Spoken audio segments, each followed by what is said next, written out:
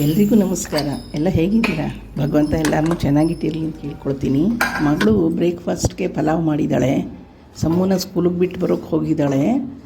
ನಾನು ಬೆಳಗ್ಗೆ ಒಂದು ಸಲ ಕಾಫಿ ಕುಡ್ದಿದ್ದೀನಿ, ಆದರೂ ಇನ್ನು ಸ್ನಾನಕ್ಕೆ ಹೋಗೋಕ್ಕೆ ಮೊದಲು ಒಂದು ಸ್ವಲ್ಪ ಟೀ ಕುಡಿಬೇಕು. ಹಾಗಾಗಿ ಟೀ ಇಟ್ಕೊಳ್ತಾ ಇದ್ದೀನಿ. ಅದು ಅಲ್ಲದೆ ಅವಳು ಸ್ಕೂಲಿಂದ ಬಿಟ್ಟು ಬಂದಾಗ ಒಂಚೂರು ಟೀ ಕೊಟ್ಟರೆ ಅವಳಿಗೂ ಸ್ವಲ್ಪ ಖುಷಿಯಾಗುತ್ತೆ. ಯಾಕೆಂದರೆ ಹೊರಗಡೆ ತುಂಬ ಮಳೆ ಬರ್ತಾಯಿದೆ. ಹಾಗಾಗಿ ಸ್ವಲ್ಪ ಟೀ ಇಡೋಣ ಅಂತ ಟೀ ಇಡ್ತಾ ಇದ್ದೀನಿ.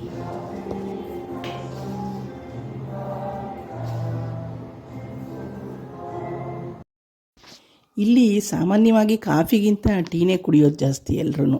ನಾವು ಸಾಮಾನ್ಯ ಬೆಳಗ್ಗೆ ಎದ್ದು ಕಾಫಿ ಆಯಿತಾ ಅಂತ ಕೇಳ್ತೀವಲ್ಲ, ಹಾಗೆ ಇವರು ಚಹಾ ಆಯಿತಾ ಅಂತ ಕೇಳ್ತಾರೆ. ಹಾಗೆ ಬೆಳಗ್ಗೆ ಎದ್ದು ಚಹಾ ಕುಡಿಯೋದು ಇಲ್ಲಿ ಅಭ್ಯಾಸ. ಹಾಗಂತ ಕಾಫಿ ಕುಡಿಯೋದೇ ಇಲ್ಲ ಇಲ್ಲಿ ಅಂತ ಅಲ್ಲ, ಕುಡಿತಾರೆ, ಆದರೆ ಕಡಿಮೆ. ಕಾಫಿ ಕುಡಿಯೋ ಜನ ಕಡಿಮೆ, ಟೀನೇ ಜಾಸ್ತಿ ಇಲ್ಲಿ.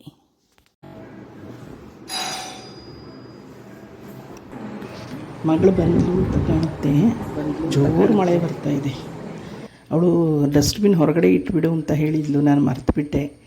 ಹಾಗಾಗಿ ಅವಳೇ ಬಂದು ತೆಗೆದು ಹೊರಗಡೆ ಇಡ್ತಾ ಇದ್ದಾಳೆ.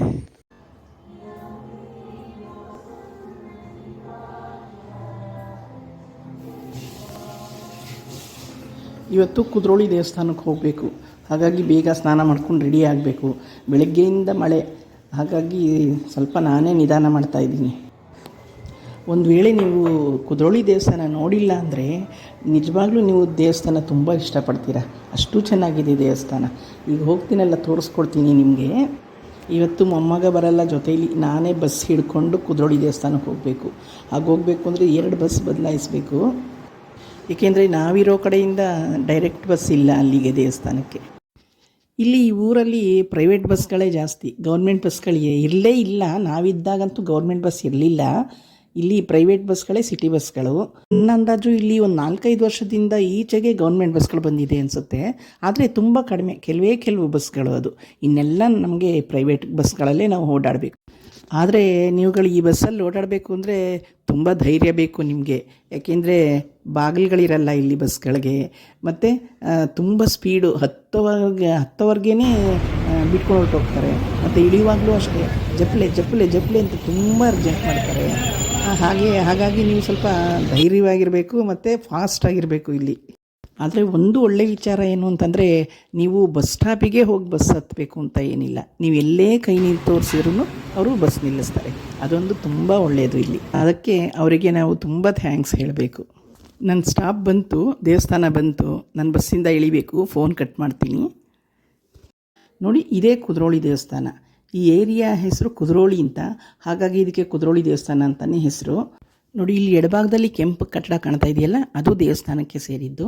ಇಲ್ಲಿ ದೇವಸ್ಥಾನದ ಮುಂದೆ ಹೂವಿನ ಹಾರ ಇಟ್ಕೊಂಡು ಅಲಂಕಾರಗೊಂಡು ನಿಂತಿರುವಂಥ ಆನೆಗಳ ವಿಗ್ರಹಗಳಿದೆ. ಇದರಿಂದಾಗಿ ದೇವಸ್ಥಾನಕ್ಕೆ ಒಂದು ಕಳೆ ಬಂದಿದೆ ಅಂತ ಹೇಳ್ಬೋದು. ದೇವಸ್ಥಾನದ ಒಳಗಡೆ ಹೋಗೋಣ ಬನ್ನಿ. ನೋಡಿ, ತುಂಬ ಮಳೆ ಬಂದಿರೋದಕ್ಕೆ ಈಗ ಹುಷಾರಾಗಿ ನಡ್ಕೊಂಡು ಹೋಗಬೇಕು. ನೆಲ ತುಂಬ ನೈಸ್ ಇರೋದ್ರಿಂದ ಮಳೆ ಬೇರೆ ಬಂದಿದೆ. ಹಾಗಾಗಿ ಸ್ವಲ್ಪ ಜೋಪಾನವಾಗಿ ನಡ್ಕೊಂಡು ಹೋಗಬೇಕು. ಇಲ್ಲಿ ಯಾವುದೋ ಶೂಟಿಂಗ್ ನಡೀತಾ ಇದೆ ಅಂತ ಕಾಣುತ್ತೆ. ನೋಡೋಣ, ಆಮೇಲೆ ದೇವಸ್ಥಾನದ ಒಳಗಡೆ ಹೋಗಿ ಬಂದು ಆಮೇಲೆ ನೋಡೋಣ ಬನ್ನಿ. ದೇವಸ್ಥಾನದ ಒಳಗಡೆ ಎಲ್ಲ ನೋಡೋಕ್ಕೆ ತುಂಬ ಇದೆ. ಹಾಗಾಗಿ ಮೊದಲು ಅದನ್ನೆಲ್ಲ ನೋಡಿ ಆಮೇಲೆ ನಾವು ಹೊರಗಡೆ ಬಂದು ಶೂಟಿಂಗ್ ನೋಡೋಣ. ಯಾವ ಸಿನಿಮಾದು ಶೂಟಿಂಗು, ಯಾವ ಕಲಾವಿದರಿದ್ದಾರೆ ಅಂತ ಆಮೇಲೆ ನೋಡೋಣ. ಇಲ್ಲಿ ಎಲ್ಲಾದರೂ ಫೋಟೋ ತೆಗಿಯೋ ಹಾಗಿಲ್ಲ, ವಿಡಿಯೋ ಮಾಡೋ ಹಾಗಿಲ್ಲ ಅಂತ ಏನಾದರೂ ಬೋರ್ಡ್ ಇದೆಯೇನೋ ಅಂತ ನೋಡ್ತಾ ಇದ್ದೀನಿ. ನನಗೆಲ್ಲೂ ಸದ್ಯಕ್ಕೆ ಕಾಣ್ತಾ ಇಲ್ಲ. ಈಗ ನಾವು ಎಡಭಾಗದಲ್ಲಿ ಕೆಂಪು ಕಟ್ಟಡ ನೋಡಿದ್ದು ದಾಸೋಹ ಭವನ. ಮತ್ತು ಇಲ್ಲಿ ಇವಾಗ ಎದುರುಗಡೆ ಕಾಣ್ತಾ ಇರೋದು ಆಂಜನೇಯ ಸ್ವಾಮಿ ಮತ್ತು ಶ್ರೀ ಸಾಯಿಬಾಬಾ ದೇವಸ್ಥಾನ ಇದೆ. ಇವೆರಡೂ, ಈ ಎರಡೂ ದೇವಸ್ಥಾನಗಳು ಹೊರ ಆವರಣದಲ್ಲೇ ಇದೆ. ನೋಡಿ, ಈಗ ನಾವು ಇಲ್ಲಿ ಒಳಗಡೆ ಹೋಗ್ತಾ ಇರೋದು ಶ್ರೀ ಗೋಕರ್ಣನಾಥೇಶ್ವರ ದೇವಸ್ಥಾನ. ಇದು ನೋಡಿ, ನಾವಿಲ್ಲಿ ಒಳಗಡೆ ಹೋಗ್ತಾ ಇದ್ದ ಹಾಗೇ ನಮಗನ್ಸೋದು ಎಷ್ಟು ಚೆನ್ನಾಗಿದೆ ದೇವಸ್ಥಾನ ಅಂತ. ಅಷ್ಟು ಇಲ್ಲಿ ಸುಂದರವಾಗಿದೆ ದೇವಸ್ಥಾನ.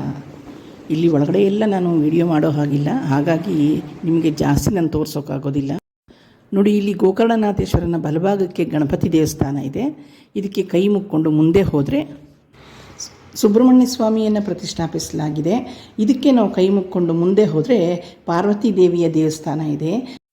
ಆ ತಾಯಿಗೆ ಯಾವಾಗಲೂ ಎಷ್ಟು ಚೆನ್ನಾಗಿ ಅಲಂಕಾರ ಮಾಡಿರ್ತಾರೆ ಅಂತ ಅಂದರೆ, ನಿಜವಾಗಿ ಆ ಜಗನ್ಮಾತೆನೇ ಬಂದು ಇಲ್ಲಿ ಕೂತಿದ್ದಾಳೇನೋ ಅಂತ ಅನಿಸುತ್ತೆ.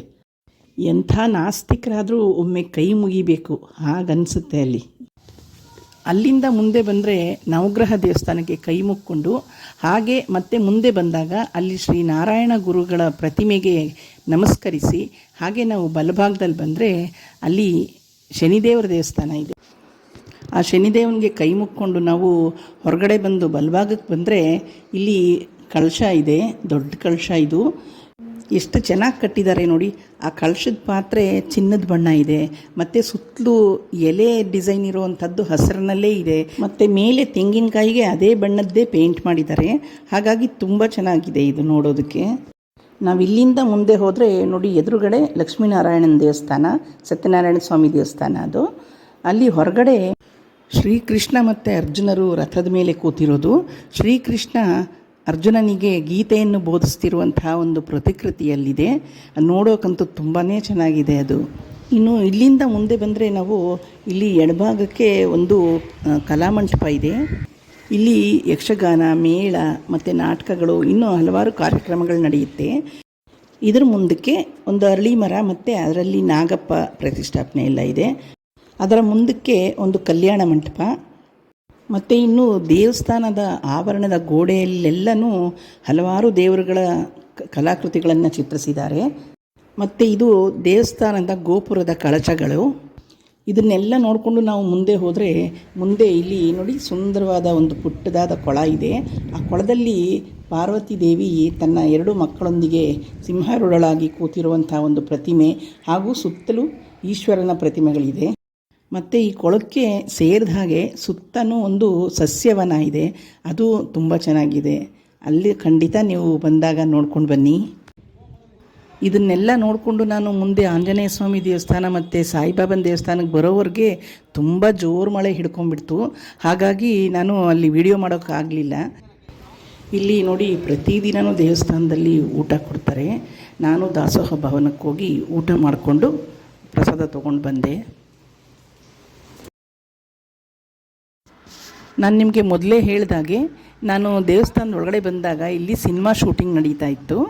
ಹಾಗಾಗಿ ಅದನ್ನು ನಿಮಗೆ ತೋರಿಸ್ತೀನಿ ನಾನು. ಅದು ಸಿನಿಮಾ ಶೂಟಿಂಗಾ ಅಥವಾ ಸೀರಿಯಲ್ ಶೂಟಿಂಗಾ, ಆ ಶೂಟಿಂಗ್ನಲ್ಲಿ ಯಾವ ಕಲಾವಿದರು ಭಾಗವಹಿಸಿದ್ರು ಎಲ್ಲವನ್ನು ನಾನು ನಿಮಗೆ ಮುಂದಿನ ವಿಡಿಯೋದಲ್ಲಿ ತಿಳಿಸ್ಕೊಡ್ತೀನಿ. ಅಲ್ಲಿವರೆಗೂ ಯಾರಿನ್ನೂ ಸಬ್ಸ್ಕ್ರೈಬ್ ಮಾಡ್ಕೊಂಡಿಲ್ಲ ಚಾನಲ್ನ ಸಬ್ಸ್ಕ್ರೈಬ್ ಮಾಡ್ಕೊಳ್ಳಿ. ವಿಡಿಯೋ ನಿಮಗೆ ಇಷ್ಟ ಆದರೆ ಲೈಕ್ ಮಾಡಿ ಮತ್ತು ಬೇರೆಯವ್ರಿಗೂ ಶೇರ್ ಮಾಡಿ. ಮುಂದಿನ ವಿಡಿಯೋದಲ್ಲಿ ಸಿಗೋಣ ಅಲ್ಲ. ಹಾಗಿದ್ದರೆ ಎಲ್ರಿಗೂ ಒಳ್ಳೆಯದಾಗಲಿ. ನಮಸ್ಕಾರ.